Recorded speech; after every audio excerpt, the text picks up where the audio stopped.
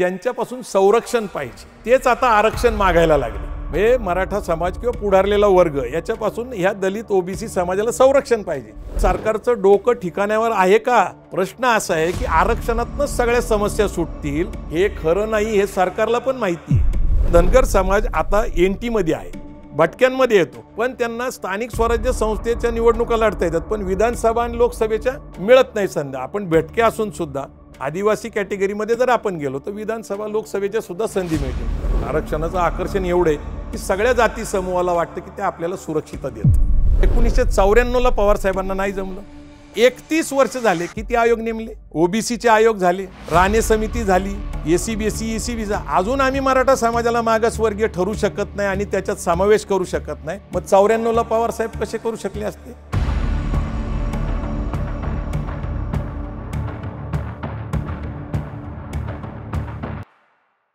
नमस्कार, बोलबिडू चर्चा या कार्यक्रमामध्ये परत एकदा आपलं सगळ्यांचं स्वागत।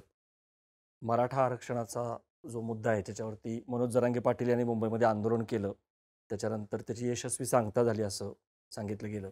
त्यानंतर जरांगे परत त्याच्या गावी परतले आणि पुन्हा एकदा जो आरक्षणाचा मुद्दा आहे तो अपेक्षेप्रमाणे त्याचा चेंडू जो आहे तो कोर्टामध्ये गेलेला आहे। कारण छगन भुजबळ आणि ओबीसी नेते जे आहेत त्यांनी सांगितलंच होतं की हे बेकायदेशीर आहे, हा जो सरकारने काढलेला GR आहे तो अन्यायकारक आहे आणि आम्ही त्याला चॅलेंज करू।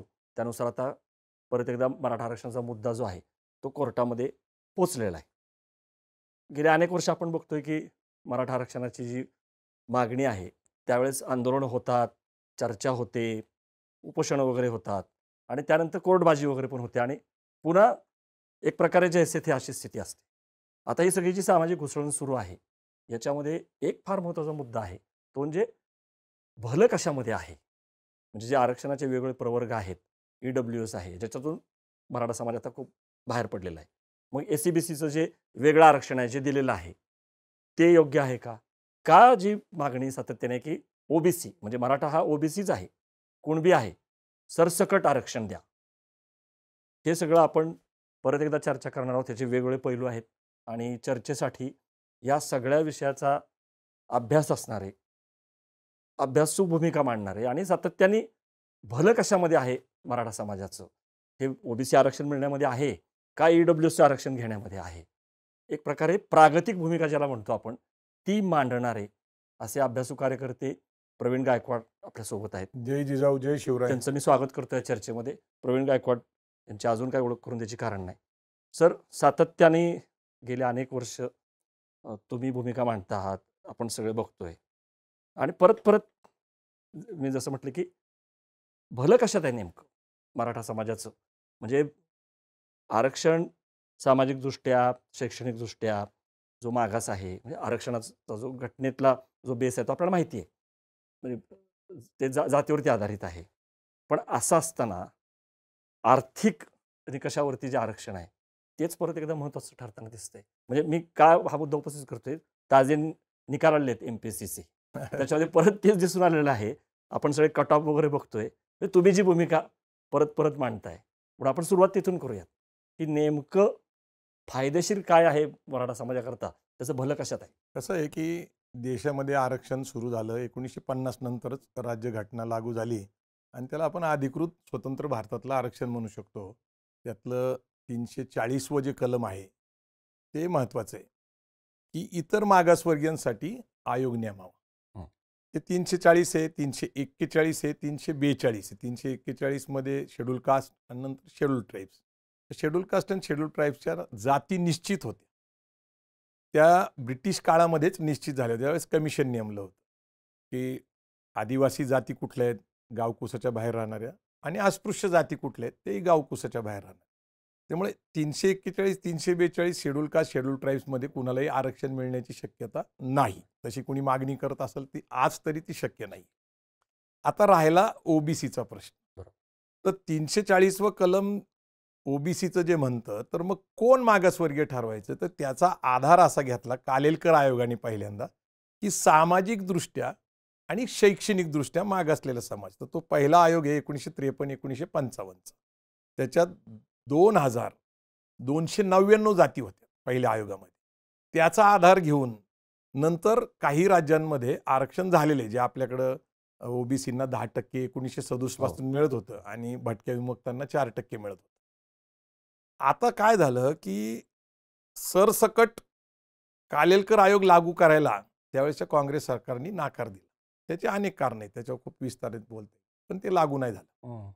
पुढं 77ला ज्यावेळेस जनता पार्टी स्थापन झाली त्यांनी जाहीर केलं की आम्ही कालेलकर आयोग लागू करू. पण ते कालेलकर आयोग लागू करू म्हटले, नंतर ते सत्तेत आले. मोरारजी देसाई सत्तेत आल्यानंतर जनता पार्टीने अशी घोषणा केली की कालेलकर आयोग आता कालबाह्य झालेला आहे, आपण नवीन आयोग नेमू. आणि नवीन आयोग जो आहे तो बीपी मंडल, जे बिहारचे मुख्यमंत्री होते, खासदार होते, त्यांच्या अध्यक्षतेखाली तो नेमला गेला. त्यांनी 2 वर्ष काम केलं. त्यांचा अहवाल सरकारला सादर होसपर्यंत इंदिरा गांधी सत्तेत आले. तर इंदिरा गांधींपुढं मंडल कमिशन सादर झालं. खरं तर जनता पार्टी असती तर कदाचित त्यावेळेस लागू झाला असता असं पण म्हणू शकतो, पण तसं झालं नाही. नंतर चरण सिंग 4 महिने होते आणि नंतर इंदिरा गांधी आले. आणि इंदिरा गांधी आल्यानंतर इंदिरा गांधींनी मंडल कमिशन काही लागू केलं नाही. त्यांनी घोषणा दिली की गरिबी हटाव, आणि 80 ते 90च्या दशकापर्यंत मंडल कमिशन तसंच राहील. तर मंडलला लागू करावा असं म्हणणारे राज्यकर्ते, नेते, खासदार, आमदार, समाजसुधारक अनेक लोक होते. त्यांनी 80 ते 90चं दशक प्रबोधनाचं हे मंडल कमिशन लागू करावं याच्यासाठी होतं. त्यात अशी गंमत होती की मंडल कमिशनमधनं नक्की कुठल्या जाती समावेश होतात याचं फारसं ज्ञान नव्हतं. 3743 जाती समाविष्ट केल्या होत्या. 3743 म्हणजे 1300 जाती नव्याने आल्या होत्या कालेलकर आयोगानंतर. आता ते लागू करायचं धाडस कुणी करत नव्हतं.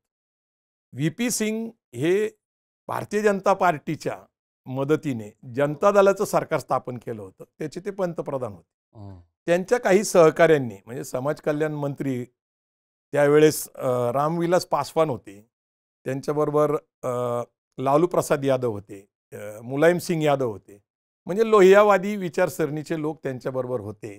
आणि त्यांनी सल्ला दिला की आता आपल्याला बाहेरून पाठिंबा घ्यावा लागतोय.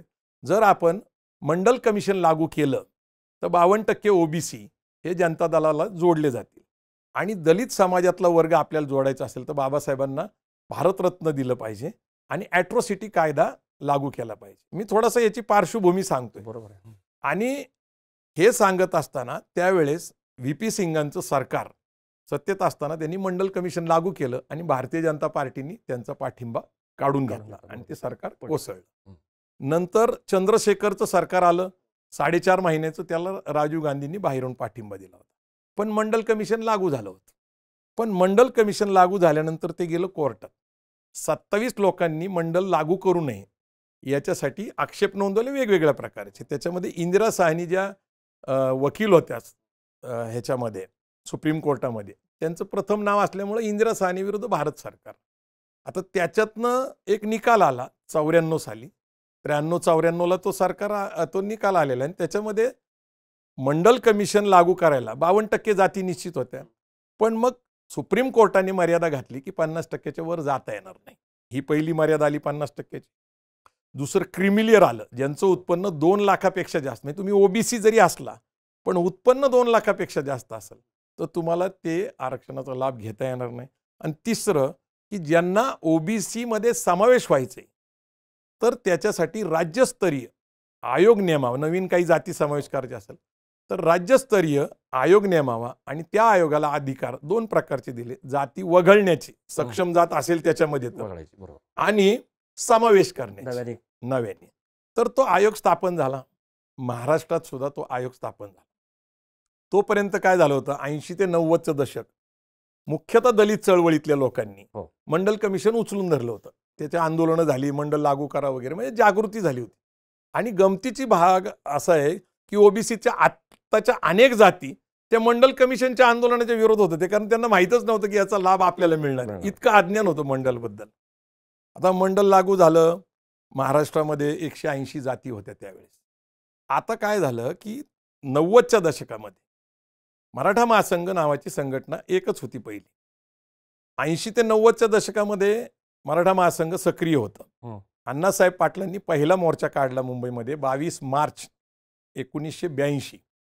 त्याच्यात एक मागणी होती 10 मागण्यांपैकी की आर्थिक निकषाचं आरक्षण द्यावं, जातीवर आधारित नको, ओबीसीचं आरक्षण नको. मंडलला विरोध होता त्यांचा. आणि शशिकांत पवार मराठा महासंघाचे अध्यक्ष होते, ते ॲडव्होकेट होते, वकील होते, आणि त्यांनी पुस्तक लिहिलं होतं की मंडल एक विषाचा प्याला. त्याचं म्हणणं असं होतं की कदाचित याच्यामुळं जातीय सलोखा बिघडल, जातीत संघर्ष निर्माण होईल, त्यापेक्षा गरिबी हा निकष लावून आर्थिक निकष द्या. आणि त्याचीच मागणी सातत्याने मराठा महासंघ अगदी अलीकडपर्यंत करत होते. आता नेमकं काय मागणी आरक्षणाची होती मराठा समाजाची, पण ती आर्थिक होती. त्यावेळेस सक्षम संघटना एकच होती, मराठा महासंघ. मराठा सेवा संघाची स्थापना 1 सप्टेंबर 1990ला झाली. आदरणीय पुरुषोत्तम खेडेकर त्याचे अध्यक्ष संस्थापक, पण ते जातीने कुणबी. आणि त्यांचा अभ्यास, त्यांच्याबरोबरचे सहकारी, आणि त्यावेळेस मंडल लागू झाल्यामुळं त्यांना कळलं होतं की सरकारी नोकरीमधल्या जागा कमी होणार आहे. आणि ॲट्रॉसिटी कायदा लागू झाल्यामुळं असुरक्षितेचे वातावरण होतं. त्यामुळं सरकारी स्तरावर जे कर्मचारी आहेत त्यांनी संघटितपणे मराठा सेवा संघाची स्थापना केली. ही त्याची पार्श्वभूमी आहे. आणि मग अभ्यासाअंती मराठा सेवा संघनी एक भूमिका घेतली की आर्थिक निकषावरचं आरक्षण मिळण्याची शक्यता कमी आहे. आणि पुढे अभ्यासाअंती त्यांनी खत्री आयोगाकडे पहिल्यांदा आपली मागणी ठेवली. म्हणजे त्याच्यामध्ये आदरणीय पुरुषोत्तम खेडेकर, निर्मल कुमार देशमुख जे मुंबईला कलेक्टर होते, किंवा अमृतराव सावंत इथं डेप्युटी कमिशनर होते, म्हणजे हे सगळे चांगले अभ्यासू लोकांनी एक भूमिका घेतली की बाबा खत्री आयोगाकडे गेले आणि मराठा समाजाचा समावेश हा ओबीसी मध्ये करावा. आणि तो कसा करावा त्याच्यासाठी त्यांनी सांगितलं की मराठा कुणबी यांची नाती आहेत आणि मराठा कुणबी एकच आहे, आणि असे पुरावे सादर केले गेले. त्याचा परिणाम असा झाला की पहिली 3 वर्ष खत्री आयोगाने काही निर्णय दिला नाही. नंतर परत 3 वर्ष खत्री आयोगच होतं. आणि मग शेवटी अभ्यासाअंती त्यातले 2 सदस्य खूप महत्वाचे होते. एक तायडे म्हणून विदर्भातले, आणि दुसरे शितोळे नगरचे, म्हणजे हे खत्री आयोगामध्ये होते.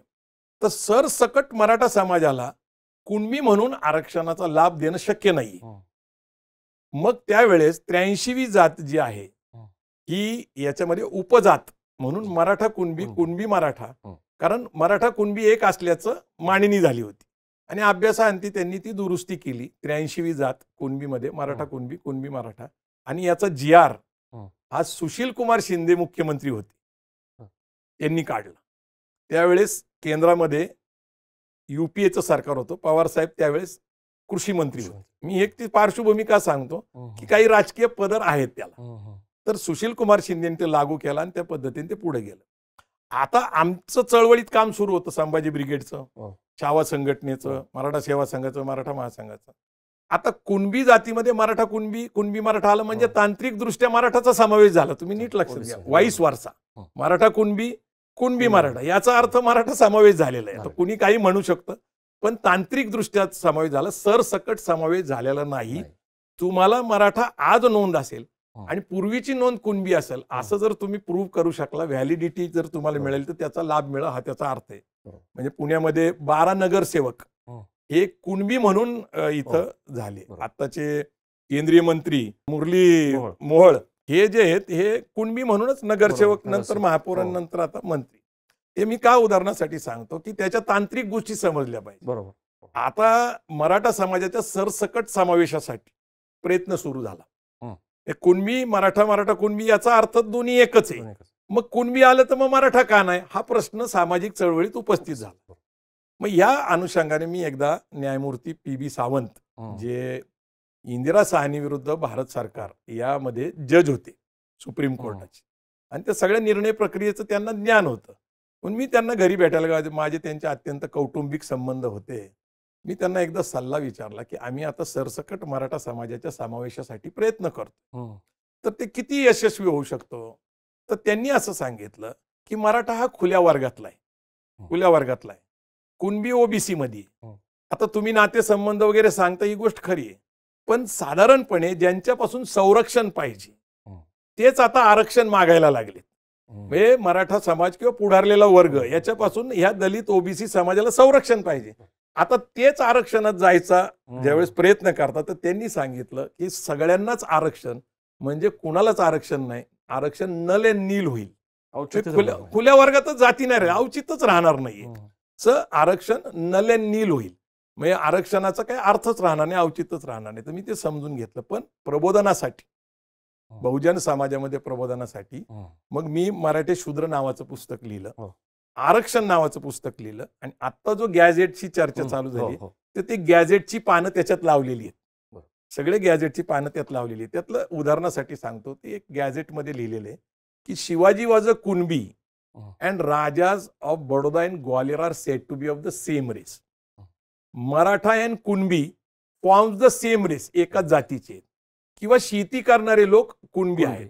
आणि मग ती सतत प्रबोधनातनं सांगत सांगत सांगत आता ते आंदोलन गॅझेट पर्यंत आलेलं. ते तुम्ही बघितलं आता जे चालू झालं. आता त्या गॅझेट लागू केलं हे पण तुम्ही बघितलं. म्हणजे आता जरांगे पाटील जो दावा करतायत तोच दावा करतायत की आता गॅझेट लागू होणार म्हणजे मराठा समाज हा ओबीसीत गेल्यातच जमा आहे, कारण त्यामध्ये कुणबी अशी नोंद आहे. मग त्याच्यामध्ये हैदराबाद गॅझेटचा उल्लेख केला जातो, ज्याच्यामध्ये असं म्हटलं जातं की त्याच्यामध्ये व्यक्तीची नोंद नाही आहे, किंवा सातारा गॅझेट आहे, म्हणजे त्या गॅझेटमध्ये पण फरक आहे. पण नेमकं दुसरीकडं मुख्यमंत्री असो किंवा भुजबळ असो यांना हेच मान्य नाही आहे. तुम्ही जे म्हणाला की जरी तांत्रिकदृष्ट्या मराठा समाज हा ओबीसी आहे, कारण कुणबी तुम्ही जे म्हणाला की मराठा कुणबी, कुणबी मराठा, मराठा कुणबी उपजात, पण तीच जी मुख्य मागणी होती ज्याच्याकरता सगळं ते आंदोलन झालं ती होणारच नाही. हे दोन्ही समाज वेगळे आहेत. म्हणजे विधानं काय येत आहेत, मराठा आणि कुणबी एक नाही आहेत, किंवा आता जे कोर्टामध्ये परत जी याचिका आहे ती हीच आहे. त्यामुळे आता मग यातनं काय होणार आहे, म्हणजे तुम्ही बघताय काय परत एकदा तिथंच येऊन थांबले ना सगळं. आता आंदोलनकर्त्यांची जी मागणी होती की गॅझेट लागू करावं, तर पहिलं हैदराबाद गॅझेट लागू केलं. आता सातारा गॅझेट या महिन्यात लागू होईल. कोल्हापूरमध्ये सुद्धा गॅझेटियर सापडलं. तर पहिली गोष्ट गॅझेट काय आहे? तर गॅझेट हे डॉक्युमेंट आहे 500-600 पानाचं. त्याला आपण डायरी म्हणू शकतो. हंटर नावाचे आपल्याकडे एक अधिकारी होते ज्यांच्या पुढे महात्मा फुले गेले होते त्यांचं कमिशन पुढे. तर त्यांनी संपूर्ण भारतभर वेगवेगळे स्टेट्स, वेगवेगळे डिस्ट्रिक्ट यांचा अभ्यास केला आणि त्यांची एक डायरी बनवली की तो प्रदेश कसा आहे, भौगोलिक परिस्थिती कशी आहे, डोंगर आहे का, दऱ्या आहेत का, पाणी आहे का, मग पीक पद्धती काय आहे तिथं, रोजगार काय आहेत.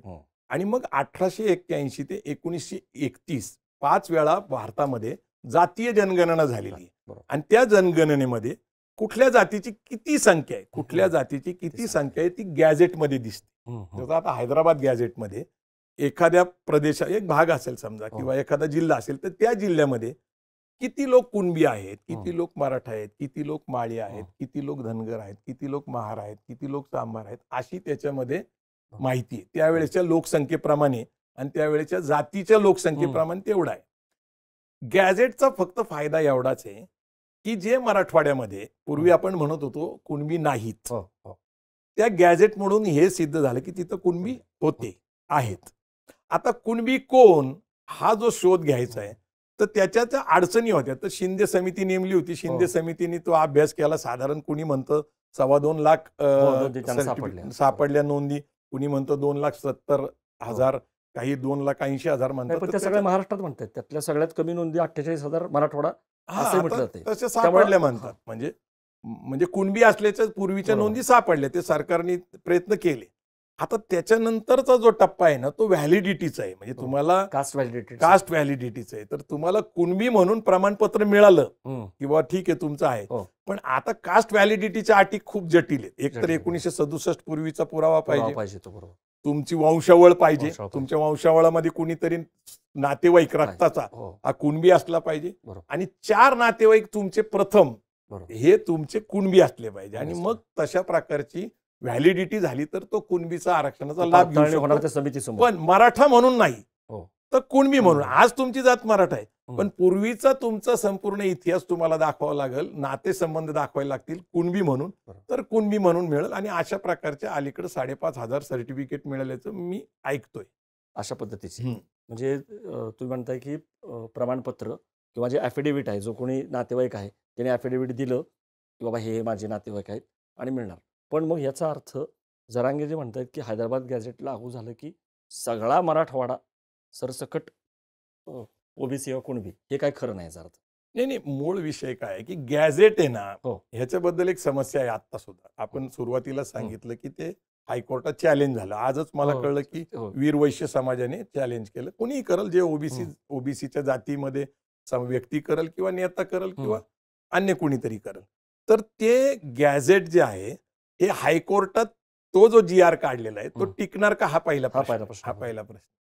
तो टिकल्यानंतर गॅझेट निर्देशित करतं की इथे एवढ्या कुणबी जाती आहेत, तर हं. त्या कुणबींना शोधावं लागेल. कारण बरोबर. बरेच लोक स्थलांतरित झालेत वेगवेगळ्या हं. ठिकाणी कामाच्या धंद्यांनी, व्यवसायाच्या निमित्त. हं. त्यांना त्या गावाचा शोध घ्यावा लागतो. त्या गावामध्येच मी राहत होतो. हो. तर ती प्रक्रिया प्रदीर्घ असल्यामुळं आपल्याला ते जे म्हणतायत हे सत्यता तपासण्यासाठी किमान 1 वर्षभर थांबावं लागेल. पहिली गोष्ट GR टिकला पाहिजे हायकोर्टामध्ये. बरोबर. हो. आणि जर टिकला तर ज्या आधारावर सरकार अपेक्षा करते किंवा आम्ही यांना कुणबी म्हणून सर्टिफिकेट देऊ, त्याची प्रक्रिया वर्षभर कशी चालती, हं. सरकार किती सहकार्य करते, खालचे अधिकारी किती सहकार्य करतात आणि किती लोकांना व्हॅलिडिटी सर्टिफिकेट मिळतं, हं.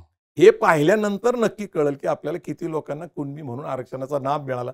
पण सरसकट मराठा आज तरी शक्य नाही. ओके. म्हणजे हे जे सांगितलं जातं की गॅझेट लागू झालं की फटाफट कुणबी प्रमाणपत्र मिळायला लागतील. जसं काही म्हणजे 54 लाख आतापर्यंत ज्या आहेत त्या नोंदी सापडलेल्या आहेत आणि 3 कोटी मराठा यांना आरक्षण मिळालेलं आहे.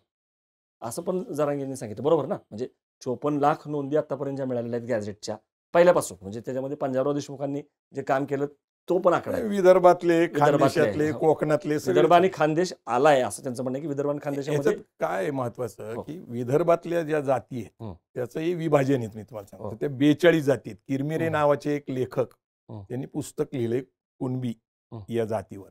तर कुणबी, तिरळे कुणबी, घाटे कुणबी, बावणे कुणबी असे 42 पोट जाती आहेत. तर ते तुम्हाला विदर्भात दिसतात. कोकणामध्ये जो कुणबी आहे तो हो. काष्टकरी समाज आहे. बरोबर. म्हणजे शेतीवर राबणारा कामगार येतो, तो हं. मालक नाही. ही नाही. Is not landlord. हो. तिथं त्याला खोत म्हणतात. हं. म्हणजे कोकणामध्ये हो. खोती पद्धत होती, मालकी होती. बरोबर. तर शेतीची मालकी असलेला कुणबी नाहीये, हं. तो मराठा आहे. बरोबर.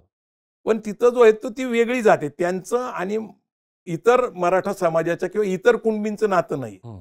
म्हणजे खरं सांगायचं म्हणजे कुणबी ही व्याख्या शेतीला धरून सुद्धा केली. म्हणजे शेती करणारा कुणबी अशी सुद्धा व्याख्या झालेली आहे. हो, हो, हो. मी थोडंसं कुणबी या विषयाचं विस्ताराने सांगितलं. विश्वास आहे. बरोबर. म्हणजे थोडक्यात तुम्ही म्हणता की ती दीर्घ प्रक्रिया आहे. हं. एकदा गॅझेट लागू झाल्यानंतर कशा पद्धतीनं नोंदी सापडतायत, त्याची कास्ट व्हॅलिडिटी होते, त्याच्यावरती ते सगळं बघावं अवलंबून आहे. लागेल. बरोबर आहे. हं. पण आपण मूळ जिथं मी पहिल्यांदा तुम्हाला प्रश्न विचारते तर परत येऊयात. म्हणजे या सगळ्या गदारोळामध्ये आत्ता परत तोच मुद्दा सिद्ध होतोय की जे आरक्षण मराठा समाजाला फायदेशीर आहे ते असं दिसतंय की EWSचं आरक्षण आहे. बरोबर? इकॉनॉमिक नाही, 100% बरोबर आहे. आणि त्यातनं आता मराठा समाज बाहेर पडलेला आहे.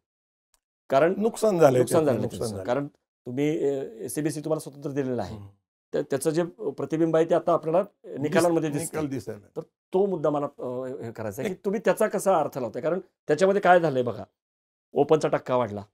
त्याच्यानंतर SEBC आणि OBC ह्याच्यामध्ये काही फार अंतर नाहीये. म्हणजे समजा SEBC टिकलं नाही तर परत जे मराठे आहेत ते ह्याच्यामध्ये OBC मध्येच येणार. ती स्पर्धा जी तीव्र आहे ती अजून तीव्र होणार. आणि याच्यामुळं काय झालं की EWS मध्ये आता कोणकोणत्या जाती आहेत? तर त्याच्यामध्ये बघा मुस्लिम आहेत, ख्रिश्चन आहेत, त्यांच्यातल्या काही जाती आहेत. त्याच्यानंतर ब्राह्मण म्हणजे देशस्थ, कोकणस्थ, कराडे, जैन, मारवाडी असतील, कोमटी असतील आणि जवळपास 40 मार्कांचा फरक पडलेला आहे. आधीच्या मेरिटमध्ये म्हणजे मागच्या वेळेस 9.25 वर होता. तो आता खाली आला. म्हणजे ह्याच्यामुळं असं पण एक निरीक्षण आहे की या सगळ्या भांडणामध्ये याचा जो लाभ आहे EWS हातातनं निघून गेलं. तो गेलेला आहे आणि त्याचा फायदा इतर समाजांना आणि त्यात एक परभणीचा पण आला की परभणीच्या पोलीस भरतीमध्ये त्या 10 जागा होत्या EWSच्या, त्यातल्या 9 मुस्लिमांना मिळाल्या आणि 1 तेलंगीला मिळाली. तर हे मला म्हणायचं की तुम्ही ह्याच्याकडे कसं बघताय? म्हणजे ही सगळी जी जातीची उतरंड आहे, ही सगळी घुसळण आहे, ज्याच्याकरता हे सगळं चाललेलं आहे. त्याच्यामध्ये मराठा समाजाचा लाभ न होता नुकसानच होताना दिसतंय EWS मधनं बाहेर पडल्यामुळं. मी मगाशी जे सांगितलं की कुणबी जातीमध्ये मराठा, कुणबी मराठा समावेश झाला, ही खिडकी उघडली गेली आरक्षणात जाण्याची OBC. आता तो आम्हाला दरवाजा करायचा. म्हणजे मराठा आणि कुणबी सरसकट मिळायला पाहिजे अशी आमची मागणी होती. तर हे आंदोलन चालूच होतं सातत्याने. आता काय होतं की मराठा महासंघ, छावा संघटनेची पूर्वीपासून एक मागणी होती, ती आर्थिक निकषाची होती आणि ती पूर्ण का होत नव्हती? तर असाच प्रयोग UPA सरकार जे होत आपलं नरसिंहराव सरकार होतं. नरसिंहराव सरकार होतं तर मंडल कमिशन लागू केलं होतं VP सिंगनी आणि नरसिंहराव सरकारने 10% आर्थिक निकषाचं आत्ताचं जे आरक्षण आहे ते लागू केलं होतं. पण इंदिरा साहनी विरुद्ध भारत सरकारमध्ये सामाजिक मागासलेपणावरच आरक्षण देता येतं आणि घटनेत तरतूद नसल्यामुळे ते रद्द करण्यात आलं. म्हणजे काँग्रेसने तो प्रयत्न केला होता. पवार साहेब त्यावेळेस संरक्षण मंत्री होते केंद्रामध्ये आणि 10% ईडब्ल्यूएसचं आजचं जे आरक्षण आहे ते दिलं होतं, पण ते सुप्रीम कोर्टाने रद्द केलं. त्यामुळे त्या आशा संपल्या होत्या. नंतर काय झालं, पुढं हे जे आता आहे सरकार, भाजपचं एनडीएचं सरकार, त्यांनी मात्र काय केलं की सतत राजस्थानमध्ये, त्याच्यानंतर गुजरातमध्ये, हरियाणामध्ये पटेल असतील, गुज्जर असतील, बरोबर, पाटीदार असतील किंवा जाट आहेत, तर मराठा समाजासारखे ते आंदोलन करत होते सातत्याने. म्हणजे देशभर हा आंदोलनाचा विषय सुरूच होता. म्हणजे ज्या जाट, पटेल, गुज्जर आणि मराठा. तर शेवटी केंद्र सरकारने काय केलं की घटना दुरुस्ती केली आणि घटना दुरुस्ती करून 10%चं ईडब्ल्यूएसचं आरक्षण मान्य करून घेतलं लोकसभेत, राज्यसभेत, राष्ट्रपतीची सही, पण त्याला पण चॅलेंज झालं आणि 3-2 हे आरक्षण टिकलं. ते टिकलं म्हणल्या आम्ही संभाजी ब्रिगेड मराठा सेवा संघाने ईडब्ल्यूएसचा लाभ घेतला पाहिजे समाजाने. पण त्यावेळेस कुणबी मराठा एकचं सुद्धा सुरूच होतं. पण ईडब्ल्यूएसने आपल्याला 10% आरक्षण उपलब्ध करून दिले. जे मराठ्यांना कुठलंही अधिकृत आरक्षण नव्हतं त्यांना ईडब्ल्यूएसचं आरक्षण मिळायला लागतं. ईडब्ल्यूएसचं आरक्षणचा फायदा काय आहे की सोशली बॅकवर्ड जे आहेत, SC, ST, OBC, त्यांना त्याच्यात स्पर्धा करता येत नाही. म्हणजे 10% तुम्ही परत सुरक्षित झाला. खुल्यामध्ये SC, ST, OBC खुल्या वर्गाच्या सगळ्याच जाती तिथं आरक्षण असलं तरी तिथं स्पर्धा करू शकतात, कारण ते गुणवत्तेवर आधारित आहे खुला वर्ग. तर 10%चं आरक्षण मिळालं. आम्ही तशी जागृती केली आणि तसे फायदे पण सुरू झाले.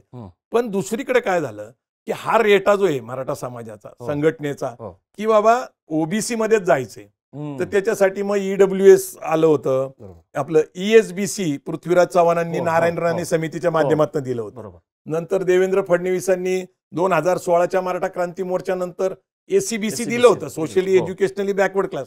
ते हायकोर्टात टिकलं, ते सुप्रीम कोर्टात रद्द झालं, परत तो रेटा वाढला आणि मागच्याच वेळेस 2 वर्षापूर्वी असंच आंदोलन झाल्यानंतर परत देवेंद्र फडणवीस सरकारने ACBCचा मसुदा परत मान्य केला आणि आता ACBC म्हणजे सोशली एज्युकेशनली बॅकवर्ड क्लास म्हणून 10% मराठा समाजाला आरक्षण मिळतंय. पण ईडब्ल्यूएस मध्ये त्यांना जाता येत नाही, कारण socially educationally backward, economical backward मध्ये जाता येत नाही. म्हणून ईडब्ल्यूएस सध्या महाराष्ट्रामध्ये बंद आहे. पण केंद्रामध्ये लाभ घेता येतो मराठा समाजाला. केंद्राच्या ओपनच्या यादीमध्ये मराठा आहे. 10 मध्ये 8 जवळपास मराठा होते. पूर्वी कसं होतं ईडब्ल्यूएस मध्ये 8-8.5% मराठा समाजाला लाभ होत होता. निश्चितच ईडब्ल्यूएसचा फायदा सुरू झाला होता.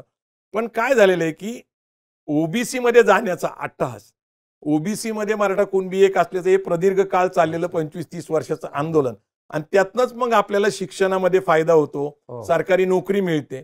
आता मुख्य विषय काय आहे की भारत सरकारचा विचार केला आपण, एकूण भारत स्वतंत्र झाला त्यावेळेस आपली लोकसंख्या 1950ला 35-37 कोटी होती. 35 ते 37 कोटी होती. त्यावेळेस ज्या नोकऱ्या होत्या त्याच्यात काय वाढ झाल्याची आज मला माहिती नाही. तर त्या साधारणपणे 41,82,000च्या आसपास आहेत. आज लोकसंख्या 142 कोटी आहे. नोकऱ्या वाढल्या का केंद्र सरकारच्या? नोकऱ्या वाढलेल्या नाही. 41,82,000 मध्ये 9,88,000 नोकर भरती झालेलीच नाही केंद्र सरकार. केंद्र सरकार नावाने काही भरती करत नाहीये. महाराष्ट्रामध्ये 19 लाख नोकऱ्या आहेत आणि काही 40-42 वर आहेत. 78,000 नोकऱ्या सरकारच्या भरल्या जातील हे मागच निवडणुकीत फडणवीस सरकारने सांगितलं होतं. अजून भरले गेलेलं नाहीये. बरं, तुम्ही आता हे आंदोलन सोडलं तर त्याच्या अगोदरचं आंदोलन काय आहे? तर कंत्राटी पद्धतीने शिक्षक भरती विना अनुदानित शाळेतली, अंगणवाडीच्या शिक्षिका, आरोग्य सेविका, स्वच्छता कामगार, म्हणजे जे लोक आता सरकारच्याच नोकरीमध्ये आहेत असं समजतात, पण ते कंत्राटी पद्धतीने कॉन्ट्रॅक्टवर आहे. आता हे काय झालं की जसं आपल्याकडं 90ला मंडल लागू झालं तसं 91ला जागतिकीकरण, खाजगीकरण, उदारीकरण आलं आणि त्याच्याकडे आम्ही सगळ्या चळवळीने दुर्लक्ष केलं.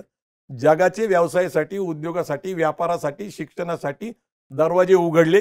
त्यांना आपल्याकडे येता येत होतं, आपल्याला त्यांच्याकडे जाता येत होतं. पण आरक्षणाचं आकर्षण एवढे की सगळ्या जाती समूहाला वाटतं की ते आपल्याला सुरक्षितता देत. कारण ते गरिबी निर्मूलन आहे असं अनेकांचं म्हणणं आहे. म्हणजे दारिद्र्य निर्मूलनाचा कार्यक्रम आहे असं वाटतंय.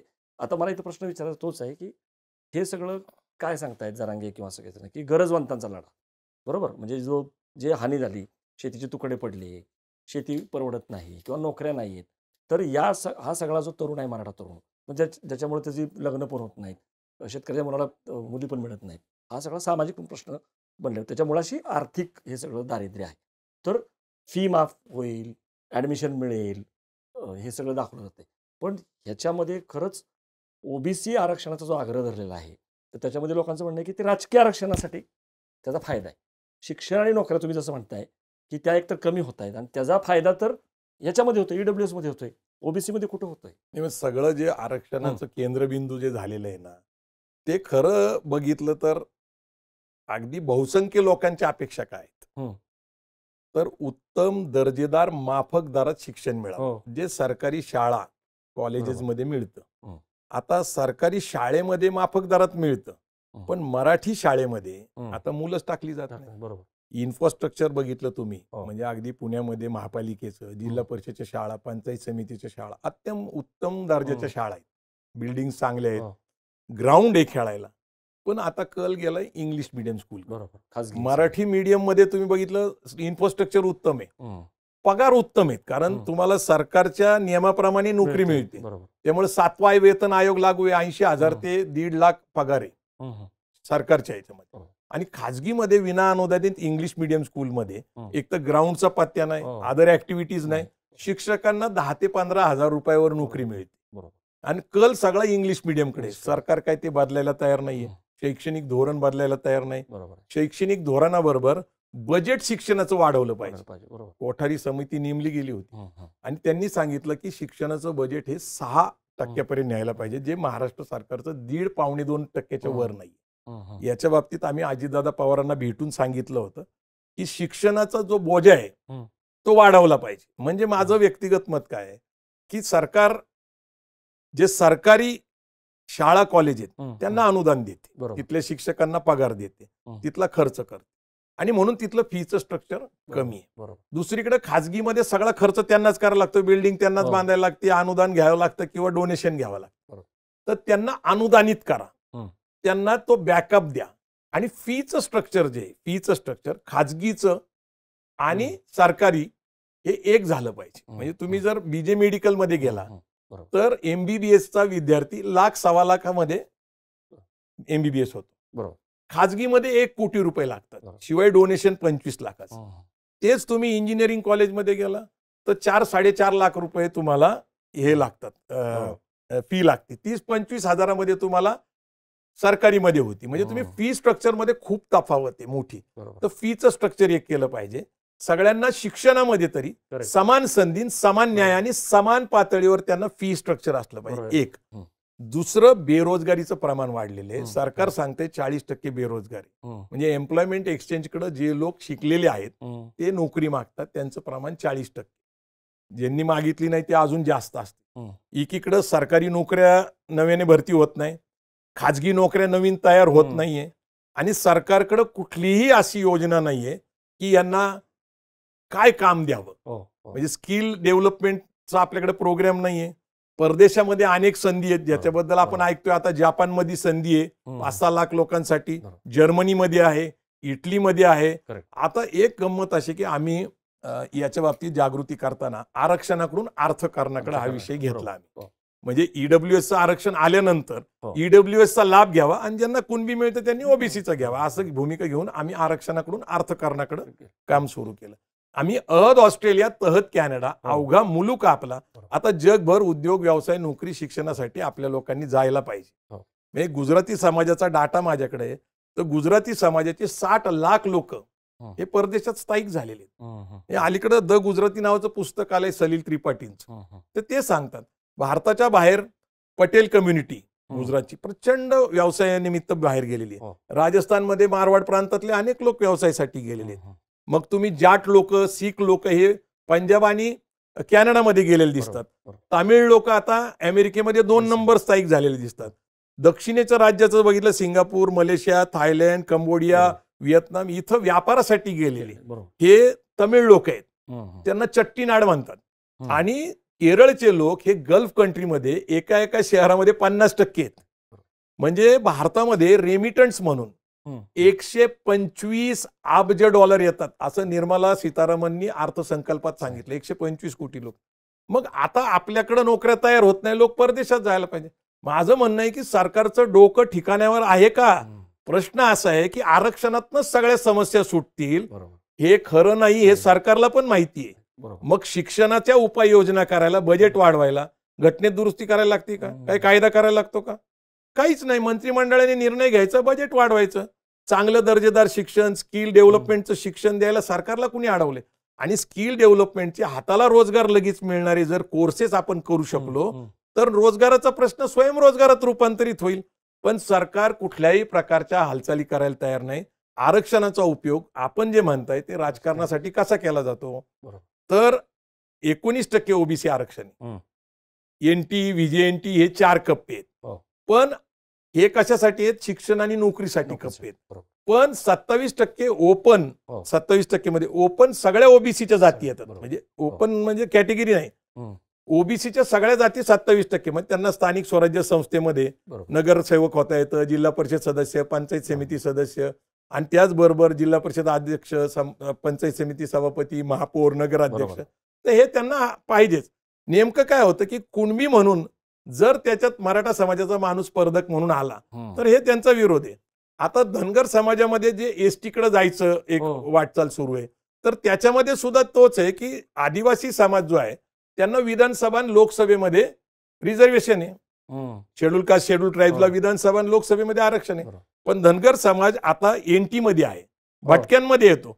पण त्यांना स्थानिक स्वराज्य संस्थेच्या निवडणुका लढता येतात, पण विधानसभा आणि लोकसभेच्या मिळत नाही संधी. आपण भटके असून सुद्धा आदिवासी कॅटेगरीमध्ये जर आपण गेलो तर विधानसभा लोकसभेच्या सुद्धा संधी मिळतील. आता लक्ष्मण मानेंनी सुद्धा त्यांची मांडणी केलेली आहे. आणि आता रोहिणी आयोग आलेला आहे. म्हणजे ओबीसी मध्ये आता आत असलेले लोक, त्यांच्या 200 पेक्षा जास्त जातींना अजून एक प्रतिनिधित्व मिळालेलं नाही. म्हणजे त्या 18 आलुते आणि 12 बलुते जे आहेत यांना तर मिळालेलेच नाही. मुख्य कोण कोण आहे? कुणबी, माळी, धनगर, वंजारी. एखादा कुंभार कुठं प्रतिनिधी दिसतो का? एखादा परीट दिसतोय का? एखादा सुतार दिसतोय का? एखादा लोहार दिसतोय का? ह्याच्यावर चर्चा होऊ शकते ना. पण आरक्षण मुख्यतः शिक्षण आणि नोकरीकडे जर आपण लक्ष देत असेल तर ते लाभदायक आहे. राजकारणासाठी त्याचा जो उपयोग होतो तो मग तुम्हाला माहिती आहे की विधानसभा आली की आंदोलन सुरू होतं. बरोबर. स्थानिक स्वराज्य संस्था आले की आंदोलन सुरू होते. आणि मग मताचं ध्रुवीकरण, पोलरायझेशन ऑफ वोट असं होतंय का? अशा चर्चा सुरू आहेत. हे मी म्हणत नाही, मी एक अभ्यासक म्हणून आरक्षणाचा समर्थक आहे. पण आरक्षणाच्या पलीकडे एक मोठं विश्व आहे जे जागतिकीकरणाने मोकळं झाले. खाजगीकरणाने सरकारी नोकऱ्याला मर्यादा घातलेली आहे. आणि खाजगीकरण स्वीकारल्यानंतरच सरकारने स्वतःच्या शैक्षणिक क्षेत्र वाढवण्यापेक्षा त्यांनी खाजगीकरणाला सोपवून टाकलं. आज सगळ्या इंग्लिश मिडियमचे ब्रँड आहेत, शाळेंचे ब्रँड आहेत. आणि तुम्ही मुलगा जन्माला घालायच्या अगोदर नाव नोंदवायचंय तुम्हाला. आणि तिथंही केजी असेल, नर्सरी असेल, तुम्हाला डोनेशन देऊन ऍडमिशन घ्यायला लागतं खाजगी संस्थेमध्ये. तर सरकारने शिक्षणाबद्दल गंभीर व्हायला पाहिजे. दर्जेदार शिक्षण, माफक दरात शिक्षण आणि सगळ्यांना मिळायला पाहिजे शिक्षण. आरक्षणाची तिथं गरजच संपली. आरक्षणातून अर्थकारणाकडे तुम्ही फार महत्वाची मांडणी केली. शेवटी मुलाखतीच्या 2-3 मला महत्वाचे प्रश्न विचारायचे, त्यात राजकीय पण थोडे आहेत. आता जे सगळं परत आव्हान प्रति आव्हान सुरू झालं त्याच्यामध्ये आता मग तुम्ही आम्हाला अडवे येणार असाल, तुम्ही आमच्या या GR ला आव्हान देणार असाल, गॅजेटला आव्हान देणार असाल, मग आम्ही 94च्या तुमच्या याला आव्हान देऊ असं म्हटलेलं आहे. तर 94चा तुम्हाला संदर्भ माहिती आहे. आणि शरद पवार तेव्हा मुख्यमंत्री होते, त्यांनी ज्या मंडल कमिशनच्या लागू केल्या त्याच्याबद्दल भुजबळ वगैरे सगळेजण कौतुक पण करतात. पण आत्ता आंदोलनात पण बघितलं आपण, हुटिंग झालं सुप्रिया सुळेंना आणि त्यांनी वाटोळं केलं, पवारांनी वाटोळं केलं मराठ्यांचं. किंवा एक मांडणी झाली की एवढे सगळे मराठा मुख्यमंत्री होतेच ना, मग त्यांनी आरक्षण नाही दिलं. राजकारण कसं आहे, मग आरक्षण कोणी दिलं? मग त्याच्यामध्ये शिंदे पण आहेत, नारायण राणे पण आहेत आणि अशोक चव्हाण पण आहेत, जे आता भाजपसोबत. म्हणजे मांडणी कशी होती की फडणवीसांनी दिलं, म्हणजे ब्राह्मण समाजाच्या मुख्यमंत्र्यांनी दिलं, मराठा समाजाची दिलं नाही. मी हे या तिघांची नावं का घेतली तर हे तिघं आता BJP सोबत आहेत. तर मला ह्याच्याबद्दल विचारायचं, मग गेल्या 30 वर्षात पण काही झालं नाही 94 नंतर 2025 पर्यंत. म्हणजे याला जबाबदार आहेत, ते टाळता येणार नाही. म्हणजे हे सगळे आहेत. मला हा प्रश्न विचारायचा आहे तुम्हाला आणि त्याला जोडून की मग आता परत एकदा तुम्ही जर म्हणताय, मग हे परत तमिळनाडूचा दाखला देत आहेत पवार किंवा कोळसे पाटील सारखे पण लोक काय म्हणतात न्यायमूर्ती की घटना दुरुस्ती करा, मोदींच्या दारात जावा आणि तिथं तुम्हाला मर्यादा वाढवून घ्या. मला याच्याबद्दल तुम्हाला विचारायचं. नाही काय आहे, परत मी सुरुवातीला जो इतिहास सांगितला त्याच्यात एक गोष्ट सांगितली पाहिजे की ज्यावेळेस मंडल कमिशन लागू केलं व्हीपी सिंगनी, त्याच्यानंतर नरसिंहराव सरकार आलं आणि त्यांनी बघितलं होतं की आगडोंब पेस म्हणजे तुम्ही JNU युनिव्हर्सिटी असेल, गुजरात असेल, पेटला होतं. मंडलच्या विरोधामध्ये देश पेटला होता आणि मग त्या पार्श्वभूमीवर खुल्या वर्गामध्ये 10% आरक्षण दिलं होतं. त्याच्यामध्ये पवारसाहेब केंद्रात मंत्री होते. त्यांचा रोल महत्वाचा होता की बाबा खुल्यावर, आणि पवार साहेबांनी स्वतः 78 ते 80 मध्ये पण दिलेले आणि EWS ची सुरुवात यशवंतराव चव्हाणांनी केली होती, म्हणून तर खूप लोक शिकले. म्हणजे EWS नावाची जी गोष्ट, आर्थिक सवलती मराठा समाजाला दिल्या होत्या, त्या यशवंतराव चव्हाणांनी पण दिल्या होत्या, शरद पवारांनी पण दिल्या होत्या, म्हणून एक पिढ्या शिकल्या. नंतर त्या बंद केल्या जे आर्थिक मदत मिळत होती. आता पवार साहेबांनी 10% आर्थिक निकषाचं आरक्षण दिलं होतं कारण नरसिंहरावच्या सरकारमध्ये ते होते. आता 94ला ते महाराष्ट्रात परत आले, म्हणजे ते महाराष्ट्रातनं केंद्रात गेले 2 वर्ष, परत ते महाराष्ट्रात आले. मुंबई बॉम्बस्फोटचं प्रकरण वगैरे तुम्हाला माहिती आहे, सुधाकर नाईक वगैरे. त्यानंतर पवारसाहेब महाराष्ट्रात आले. दरम्यान मंडल कमिशनचा रिपोर्ट आला. ते मी मगाशी सांगितलं की मंडल कमिशनचा रिपोर्ट काय आला, तर तो रिपोर्ट आला सुप्रीम कोर्टाच्या आधारावर. सुप्रीम कोर्टात चॅलेंज झालं इंदिरा साहनीविरुद्ध भारत सरकार, 27 लोक होते.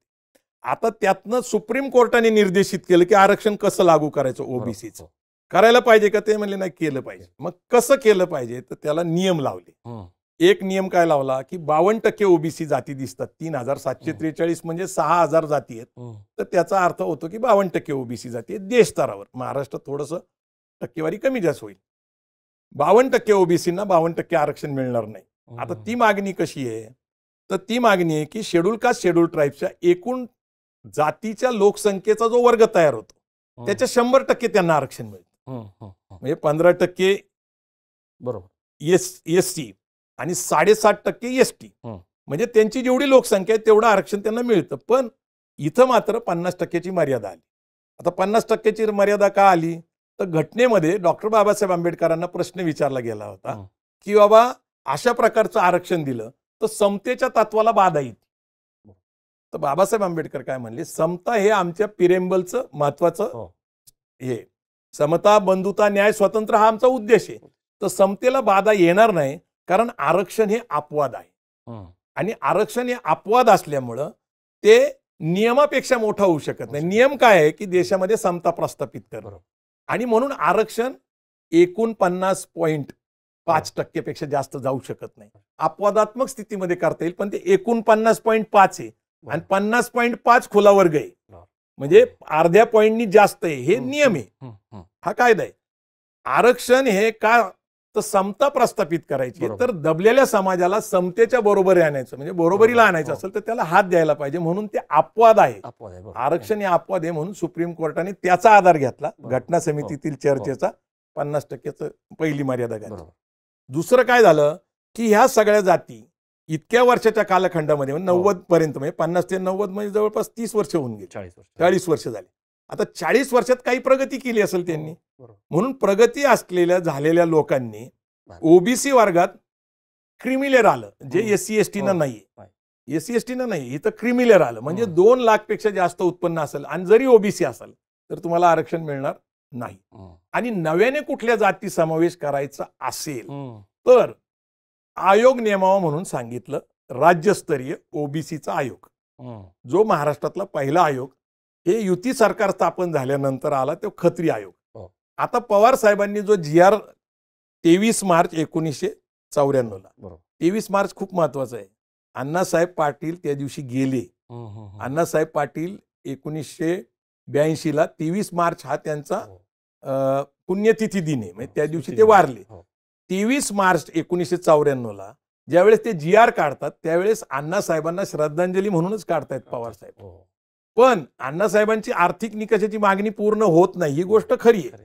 पण 1994चा GR आहे, त्याच्यात मुख्यमंत्री म्हणून, मुख्यमंत्र्याचा अधिकार म्हणून नवीन जाती समावेश करण्याचा अधिकार आहे का, तर सुप्रीम कोर्टाने सांगितलं की मंडल कमिशननी निश्चित केलेल्या जाती आणि नवीन जाती समावेश करायच्या असतील तर आयोग नेमावा लागेल ओबीसीचा आणि मग त्यांचा अभ्यास केला जाईल. बरोबर. आता हे जे म्हणतात की 10% ओबीसी होते, 4% VJNT होते, डायरेक्ट पवार साहेबांनी एवढं वाढलं आणि त्याच्यात एवढा गॅप राहिला असता तर 50%ची मर्यादा घातल्यामुळं 22.5% SC ST वगळता जेवढं 50%पर्यंत जाईल तेवढं आरक्षण सगळ्या राज्यांनी वाढवायचा निर्णय घेतला. यामुळं पवार साहेबांनी मराठा समाजावर अन्याय केलाय, त्यांच्या पाठीत खंजीर खुपसलाय, ते मराठ्यांचे शत्रू आहे, याला काही आधार नाहीये. राजकीय दृष्ट्या मराठा समाजापासून त्यांना तोडण्यासाठी हा प्रयोग केला जातो आणि अज्ञानापोटी अभ्यास नसल्यामुळं अनेक मराठा नेता याचं समर्थन करतात. प्रश्न असा आहे की 1994ला पवार साहेबांना नाही जमलं, 31 वर्ष झाले किती आयोग नेमले, ओबीसीचे आयोग झाले, राणे समिती झाली, एसीबीएससी ECBचा, अजून आम्ही मराठा समाजाला मागासवर्गीय ठरू शकत नाही आणि त्याच्यात समावेश करू शकत नाही. मग 94ला पवार साहेब कसे करू शकले असते? नंबर 1. नंतर तुमचा दुसरा काही प्रश्न होता, तुम्ही दुसरा जो प्रश्न होता जोडून त्याचं काय विचारला होता? म्हणजे की मग हे सगळे म्हणतात की मग केंद्राकडे जावं आणि घटना दुरुस्ती करावी तो आणि म्हणजे कोळसे पाटील असतील, स्वतः खुद्द पवार तमिळनाडू सारखं करावं. आता लक्षात आलं माझा मुद्दा हा आहे की तामिळनाडूचा आधार घेतला जातो. आता तामिळनाडू हे काका कालेलकर आयोग याच्या शिफारशीप्रमाणे पहिलं त्यांनी तामिळनाडूमध्ये लागू केलं. तिथं एक परिवर्तन आहे, तिथं SC ST OBC नाहीये, तिथली कॅटेगरी वेगळी आहे, तिथली आरक्षणाची कॅटेगरी वेगळी आहे आणि ती एकूण 70% पूर्वीच होती. म्हणजे मंडल कमिशन लागू होण्याच्या अगोदरच होती. महाराष्ट्रात ती 10% आणि 4% होती. महाराष्ट्रात ओबीसी होते 10% आणि 4% VJNT होते. आता प्रश्न असा आहे की इथं वाढवायला संधी होती, तिथं ऑलरेडी एकूण 70%, इथं 50%च्या मर्यादेपर्यंत जाता येत होतं म्हणून इथं वाढवलं. आता तिथं ऑलरेडी 50% क्रॉस केलेलं होतं, ते कमी करता येईल का? तर ते कमी करता आलं असतं. पण त्यावेळेस राजकीय परिस्थिती काय होती की नरसिंहराव अल्पमतात सत्तेत होते, त्यांना जयललिताचा पाठिंबा होता आणि 94चा निकाल आल्यानंतर जयललिताचा पाठिंबा कंटिन्यू ठेवायचा असेल तर प्रोटेक्शन एकूण 70% द्यावं लागेल. तर इंदिरा गांधींनी एक कायदा केला होता जमीन अधिग्रहणासाठी. तर त्याचा आधार असा आहे की हायकोर्टात, सुप्रीम कोर्टामध्ये सरकारने एखादा निर्णय घेतला असेल तर त्याला चॅलेंज करता येत नाही. तर ते 9th शेड्यूल आहे, ते 9th शेड्यूलमध्ये नरसिंहराव सरकार, केंद्र सरकारने त्याच्यात ते टाकलं.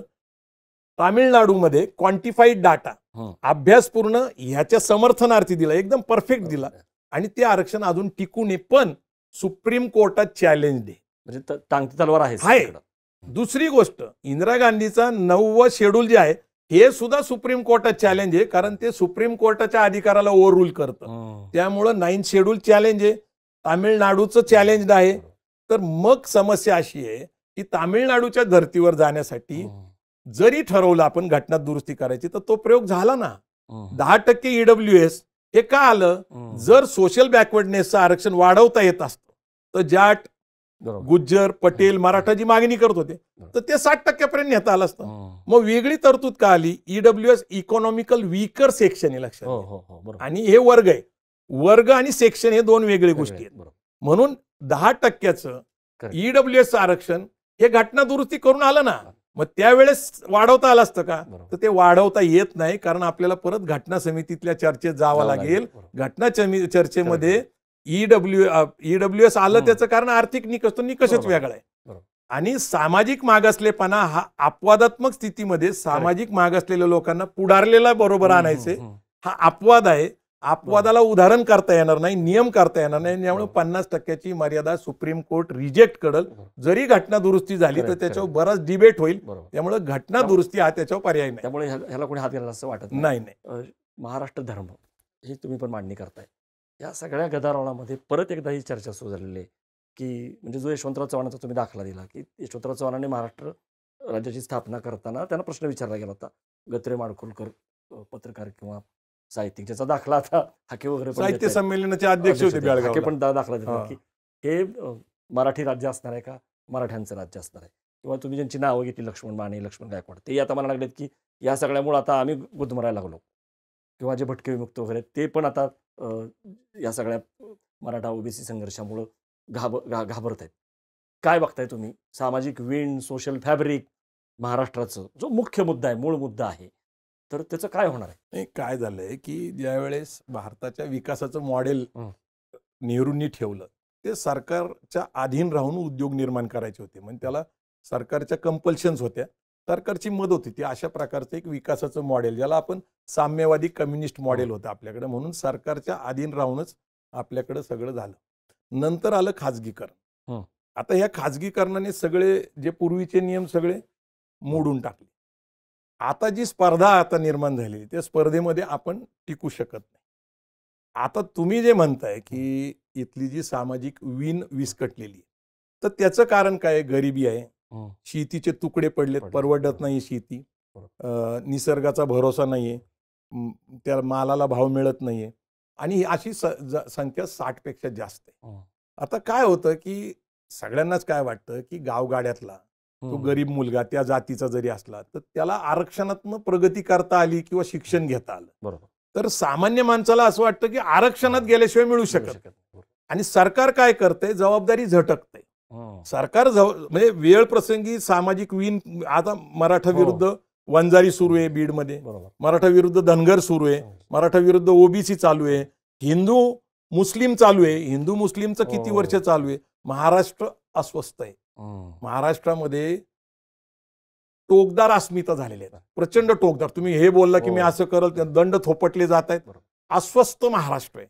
आणि या पार्श्वभूमीवर संभाजी ब्रिगेड एक प्रयत्न करतोय, ते म्हणजे महाराष्ट्र धर्मासाठी हा कार्यक्रम आम्ही बालगंधर्वला ठेवलेला आहे. 14 सप्टेंबरला सायंकाळी 5 वाजता बालगंधर्वला आहे. त्याच्यामध्ये श्रीराम पवार मुख्य मार्गदर्शक संपादक, हे सकाळचे, हे महाराष्ट्राचं जे काही समाजकारण आहे, राजकारण आहे, याच्यामध्ये संतांचं योगदान, महापुरुषांचं योगदान, स्वातंत्र्य आंदोलनाचं, आणि त्याच्यानंतर आपला जो महाराष्ट्र तयार झाला, तर संयुक्त महाराष्ट्राच्या चळवळीमध्ये सगळ्या विचारधारेचे, सगळ्या पक्ष संघटना एकत्र येऊन जो महाराष्ट्र धर्म दाखवला होता त्यांनी, एकत्रपणाचा, एकोपाचा, भाऊ म्हणजे बंधुत्वाचा, आणि हे सगळे लोक एकत्र येऊन आपला महाराष्ट्र तयार झालेला आहे.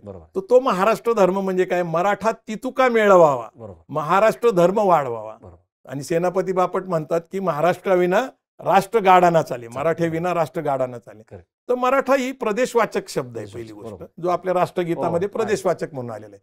तर ही जी तुम्ही म्हणताय जी अस्वस्थता पसरलेली आहे, जी वीण विस्कटलेली आहे, ती जर एकत्र करायची असेल तर मी जसं सांगितलं, श्रीराम पवार येत आहेत, दीपक पवार सध्या मराठी आंदोलन चालवत आहेत, ते महाराष्ट्र धर्मावर बोलणार आहे. डॉक्टर प्रकाश पवार जे समाजकार्य, राजकारणाचे अभ्यासक आहेत, मराठा महासंघावर त्यांनी PhD केलेली आहे, ते त्यांची भूमिका मांडणार आहे. नितीन पवार जे बाबा आढावांबरोबर हमाल पंचायतचं काम करतात, साक्षरता चळवळ, कामगार चळवळ, त्यांचा आम्ही सत्कार ठेवलाय, ते भूमिका मांडणार आहेत. कॉम्रेड किशोर धमाले सत्यशोधक चळवळीचं काम करतात. तर आमचा एक प्रयत्न आहे की किमान समाजामधलं सामाजिक वातावरण बिघडू नये. म्हणजे गावगाड्यात एकत्र राहत असताना अशा प्रकारचा द्वेष गावागावात तो पसरलेला आहे, तो महाराष्ट्राला परवडणारा नाही. 1980 ते 90 मंडल कमिशन बाबतीत चर्चा चालू असताना आरक्षण विषय होता. दलित पॅंथर आरक्षणाच्या बाजूने होतं, बाबासाहेबांनी आरक्षण दिलं होतं, म्हणून मराठा महासंघाने मंडलला विरोध करता करता नामांतराला विरोध केला होता. बाबासाहेब आंबेडकरांचं नाव मराठवाडा विद्यापीठाला द्यायचं, त्याच्या विरोधात मराठा महासंघ उतरला. नंतर रिडल्स इन हिंदुइझम पुस्तक बाबासाहेबांचं चाललं. तर दलित मराठा संघर्ष एवढा पेटला होता, महाराष्ट्र पेटला होता, तसाच मराठवाडा पेटला होता. तो हळूहळू मराठा सेवा संघाच्या सामाजिक सर्वसमावेशक भूमिकेतनं तो हळूहळू कसा तरी 90 पासून मागच्या काही वर्षात तो स्थिरावला होता, शांत झाला होता. सगळे लोक एकत्र येत होते, एकत्र कार्यक्रम. हरिभाऊ नरकेंचे माझे अत्यंत कुटुंबातले संबंध, श्रावण देवरेंशी माझे, हनुमंत उपरेंशी माझे चांगले, बबनराव तायवडेंशी माझे एकदम कौटुंबिक संबंध. आता हे आमचे सगळे संबंध आज ज्या प्रकारे समाज आमच्याकडे बघतोय, ज्या प्रकारची भाषा आता नेते वापरतायत, फार द्वेष पसरलेला आहे, फार राग निर्माण झालेला आहे. तर हे महाराष्ट्राला शोभणारं नाहीये. आणि म्हणून महाराष्ट्र धर्म काय आहे, तो संतांचा विचार काय आहे, महापुरुषांचा काय आहे, स्वातंत्र्य सैनिकांचा काय, आणि संयुक्त महाराष्ट्रातल्या नेत्यांचा काय, की हा महाराष्ट्र एक राहायला पाहिजे. महाराष्ट्र धर्म नावाचा एक स्वतंत्र विचार आहे, जे शिवाजी महाराजांच्या स्वराज्यापासून येतो, तो घेऊन आम्ही आता महाराष्ट्रभर चाललेलो आहोत. खूप खूप धन्यवाद प्रवीण गायकवाड, तुम्ही विस्ताराने ही भूमिका मांडली. म्हणजे आरक्षणाचे सगळे पैलू असतील, कुठलं आरक्षण जे आहे, EWS असेल किंवा SC BC OBC, कुठलं महत्त्वाचं आहे, कुठलं फायदेशीर आहे ते पण सांगितलं. आरक्षणातून आता अर्थकारणाकडे जायची का वेळ आलेली तेही तुम्ही सांगितलं. केंद्र सरकार हा प्रश्न सोडवू शकेल का? तेही सांगितलं. ओबीसी, मराठा, कुणबी याच्यामध्ये नेमक्या तांत्रिक काय गोष्टी आहेत आणि सगळ्यात महत्त्वाचं म्हणजे अ, महाराष्ट्र धर्म जो मूळ गाभा आहे. म्हणजे आपण कोण आहोत? तर आपण मराठा म्हणजे प्रदेशवाचक शब्द किंवा मराठी नाही, आहोत. आमचा डीएनए एक आहे, आमची आपलं सगळं संस्कृती एक आहे, बरोबर. आमचा विचार एक आपला आहे, DNA आमची मराठी आहे. भाषा एक आहे. भाषिक बरोबर. आमचं सगळं एक आहे ना. सगळं एक, बरोबर. आरक्षणासाठी एवढा Correct. द्वेष कशासाठी? तर हे सगळं द्वेषपूर्ण जे वातावरण आहे, जे गढूळ वातावरण झालेलं आहे, ते हळूहळू विरत जावं आणि संवादी वातावरण जे आहे हे ते लोकशाहीला ते- तेच ते अभिप्रेत आहे ना. लोकशाहीमध्ये Correct. अनेक विचाराचे लोक एकत्र Correct. येऊन संसद चालवतात, बरोबर. विधिमंडळ चालवतात. हा सगळा संवाद जो आहे तो परत सुरू व्हावा आणि महाराष्ट्रातले नेते असतील किंवा सगळे तरुण असतील ज्यांची सगळी डोकी भडकलेली आहे त्या सगळ्या मुद्द्यामुळे ती शांत व्हावीत आणि हा महाराष्ट्र धर्म टिकावा आणि एक चांगलं वातावरण जे आहे परत मूळचं जे सांगितलं की छत्रपती शिवाजी महाराजांचा उल्लेख झाला किंवा यशवंतराव चव्हाणांचा उल्लेख झाला. महाराष्ट्र जो आहे तो महाराष्ट्र धर्म टिकावा आणि हे सगळं द्वेषपूर्ण वातावरण हळूहळू जावं अशीच आपली इच्छा आहे आणि बघूयात आपण त्याला यश येतं का. पण खूप धन्यवाद. प्रेक्षको, तुम्हाला ही चर्चा कशी वाटली आरक्षणाची आणि आरक्षणाच्या भोवती जे सगळे गदारोळ आहे, जी सगळी घुसमट आहे, जी घुसळण आत्ता होती आहे, तुमची जी मतं आहेत, तुमच्या प्रतिक्रिया आहेत, त्याही तुम्ही जरूर नोंदवा आणि बघत राहा बोलबडू.